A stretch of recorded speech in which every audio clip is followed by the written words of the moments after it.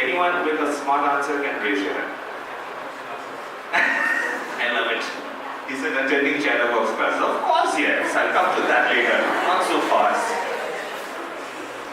So, okay, how many of you know swimming? Raise your hands. Amazing, all fishes here. I don't know how to swim, I'll tell you why. How many of you all that raised your hand learned swimming without going into the swimming pool?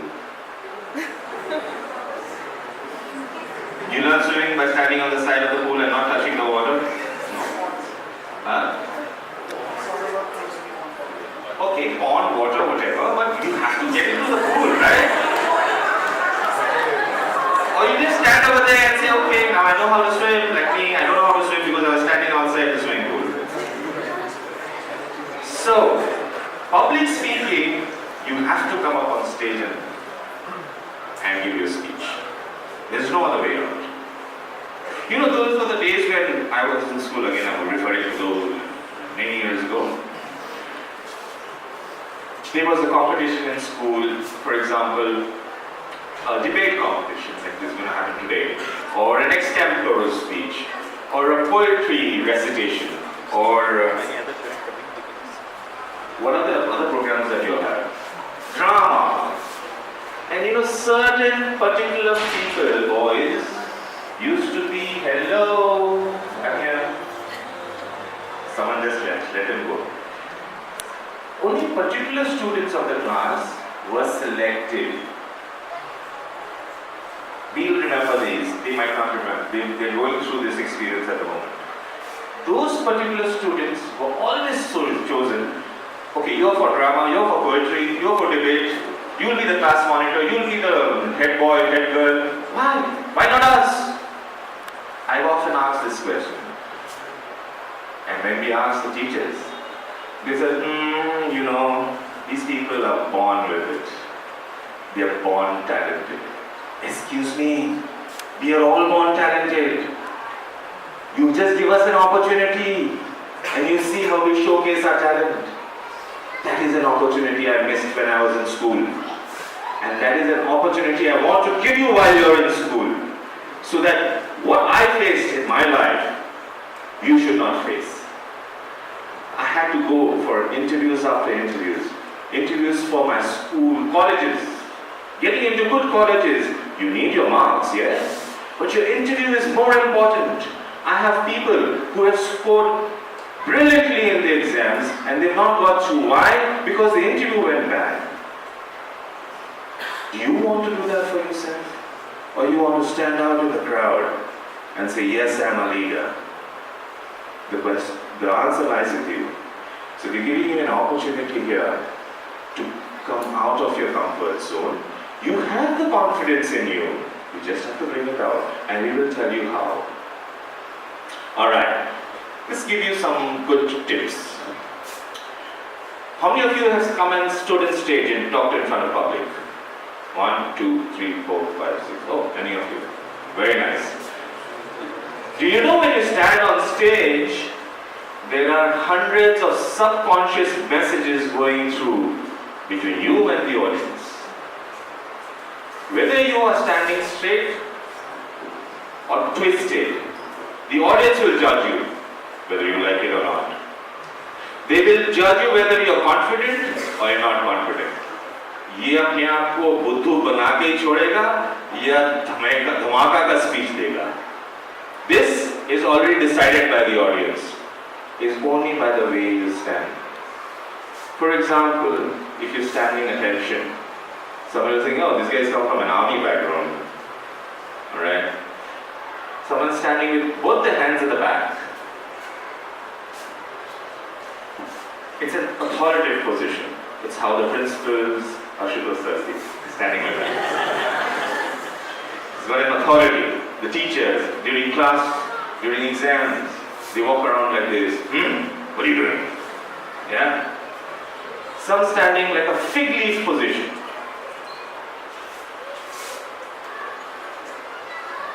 This is a fig leaf, you know, your hands are covering both your hands. It's a fig leaf position. What does that indicate? Any idea? A fig leaf position when you stand there. Most of the students you will see, I've seen so many of them standing like a fig leaf position. It's supposed to be very student-like, but actually it says, I'm trying to cover up something. I'm not sure of myself. See, this is the message. This is called body language. I'll come to that. Then you stand like this. Oh, he thinks he's a Superman. You have your hands in your pocket and you think it's cool? No. It is you're unsure of yourself again. See, whenever your hands are not exposed, that means you're hiding something. Let me take you back to a very prehistoric time. Now, we discussed this yesterday. During our forefathers' time, during the prehistoric times, our forefathers used to live in settlements, in trees, in caves. I don't know where they lived, they never told me, but they lived. And whenever a visitor used to come to their settlement, someone unknown to the settlement, that visitor's faith was entirely on the visitor's hands. Meaning, if his hands were exposed and he was not carrying anything, he was invited as a guest. But if his hands were concealed and he was carrying a bow or arrow, the entire settlement would prepare for combat. That, my dear friends, was body language years ago, and it is still continued to this day. You know how communication has developed in leaps and bounds that we're not aware of. Do you think communication is important in everyday life? I didn't get a loud yes. Alright, seniors, I love that. And the small kids will say, yes, sir. Alright. Communication is very important. Why? To communicate with your parents, communicate with your siblings, communicate with your teachers, your seniors, your bosses, whenever you're going out. Communication is very important. Alright. Now I'll give you an example of my son who's in class 10. He was very poor in maths and I didn't know about it. Why I didn't know about it? Because I was too busy. My wife took care of his studies. It happens with most of our cases. That's why all the lady parents are here, not the gents. They're more concerned about your education, their children's education, but their husbands are not. Similarly, I'm no exception. So he was very poor in maths, and in his final exams, he scored 55% in mathematics. Yeah? And he's very happy. Always he used to fail, but in the finals he scored 55%. And he comes running to me and says, Papa, look at my marks, I've got 55%. And I looked at it. I said, where's the rest of the 45%? His happiness went out of the window. That was scene 1. Scene 2. He doesn't come and show me the results. He comes and has a talk with me and he says, Papa, I don't know if you know that I'm poor in maths. All my unit tests, I've been getting 30, 35, barely, not even passing. But for my final exams, Papa, I really slogged very hard. I put in all my effort. I put in everything I got.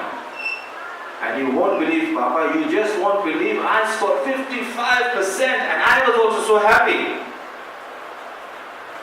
And we celebrated. Now there is no change in the situation. His marks have not improved. It was still 55% in both the scenes. The second scene, the communication was a little twisted. Now that is called NLP, Neuro-Linguistic Programming, where you understand the other person whom you're communicating with, understand what is going on in his mind. Bring him up to the same level of communication. Now don't go and do this in your house and say Chatterbox taught us. So we teach all this in Chatterbox. We also teach you body language, voice modulation. Now for example, I say, Ankita ma'am, you're very beautiful. She is. Why are you laughing? Alright? And then I say, Ankita ma'am, you're very beautiful. What's the difference? The second one is more appealing. Why? Because I stressed on very. Now see, in every sentence there's 2 or 3 emotions. We need to identify those emotions, highlight them, and stress on them. For example, very is the emotion here. So it's a positive emotion. So we put in voice modulation, very, and you put in your eye, your facial expressions, your body language, everything changes because of those emotions. If there is no emotions in your speech, you add emotions because then the speech becomes very beautiful. So we teach all this, how you have to talk and how you have to make an impact. Now, we also say that it's not important what you say. What you say is not important. How you say it makes all the difference. Yeah? Till now, everything is clear or is just going over your head? I need an affirmation. Clear or not clear? Okay. Alright. When you see a person for the first time, you all must be going to different places, different families, get-togethers, parties, birthday parties. When you go there and you meet a person for the first time, where do you look? Where do you look? You're looking at that person, but which part of the body are you looking at? Huh? Eyes. Alright. Why eyes? Why eyes? Huh? Most interactive, fantastic, good. Most interactive part of your body is the eyes, alright? Connection. Huh? Connection with The person. So you know that the person that is looking at you and listening to you, right? Now there are 3 types of gazes. Gaze, looking, gazing. Yeah? I don't know where the clock went.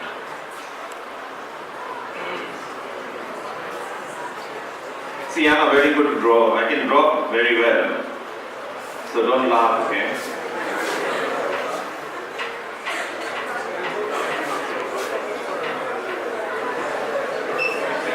correct time.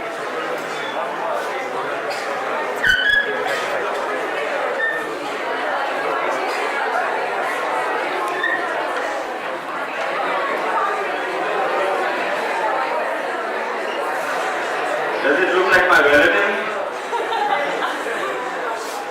This is the eyes, nose, mouth, alright? Ears. Okay?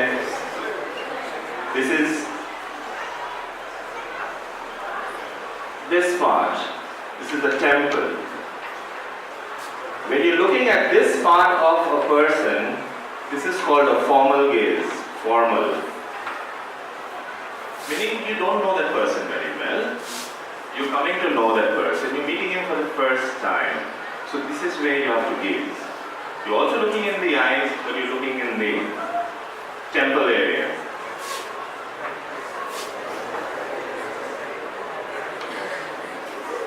My eyes are really beautiful.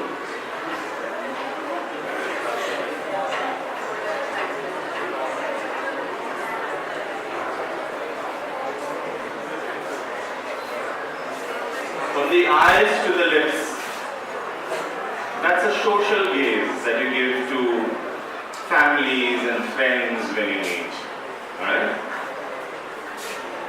Now I'm coming to the interesting part.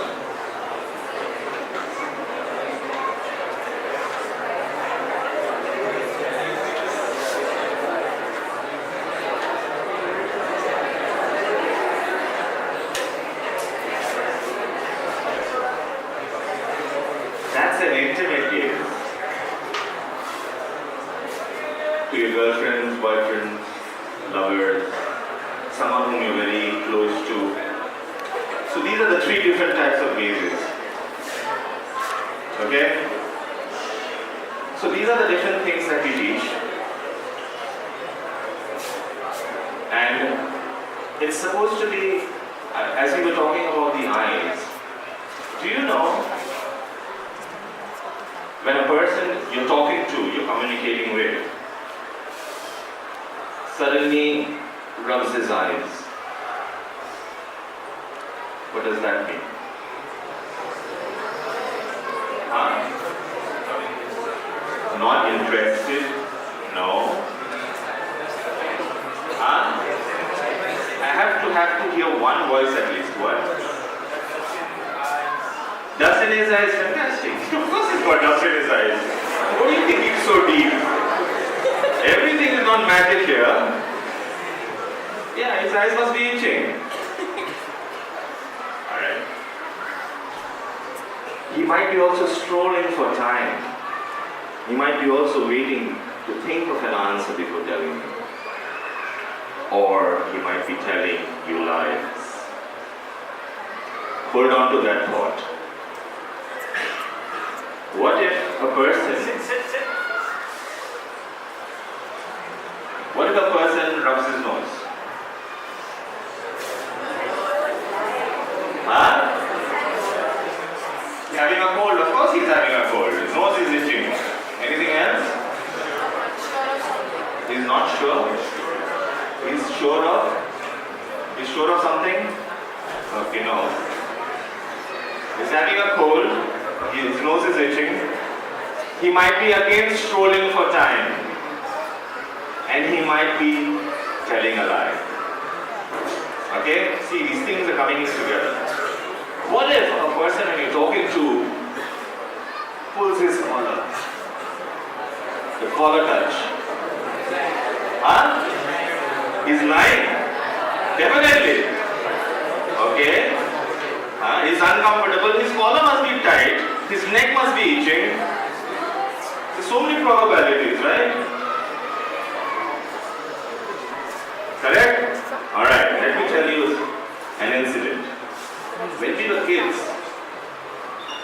and we stole something from the kitchen. Yeah? When we were really kids, tiny tots. The ones who are not present here. 6 minutes. And when mommy caught us, and she looked down at us and said, "What were you doing?" We kept the head down. We closed our eyes. We never looked at her eye. Why? Because we had done something wrong. And what we would be saying after that would be a total lie. No, mama, I didn't do. No eye contact. So as we grow up, we don't do that. We try and cover the eyes. झूठ बोल रहे हो? नहीं. We try and cover the eyes, but we don't do that even. But we just try and wipe the eyes. See, this is all got historical references.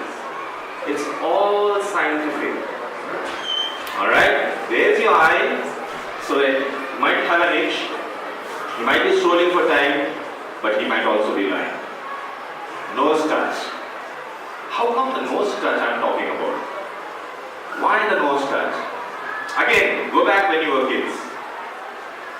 You're caught doing something wrong or saying something wrong and you said that. Mommy, I ate my tiffin. When you were a kid. I didn't do that. Covering your mouth. Because our instincts tell us you're telling wrong. So keep your mouth shut. It says that, and we go as kids, we don't have any filters. As kids, we cover our mouth. And as elders, we don't cover our mouth. We reach up to the nose. That's the nose touch. Nothing to do with running nose or strolling for time. It is with telling lies. Now the collar theory. You know, there's a nerve that's here. Whenever you tell a lie, it starts twitching. So you try and massage it. But that habit, whenever you tell a lie, as you grow up, you don't massage it, you just adjust your collar. So next time you talk to a person and he's got all these three things happening in front of you, bang on, he's a liar. Whatever he's telling you is a lie. It's called the cluster of three. These 3 points has to come together. 1 or 2, not necessarily he's lying. Isn't that interesting? learning body language, learning what the person in front of you is thinking, so that you can communicate. So these and many more things are there that we teach in Chatterbox. Any questions till now? Let me know.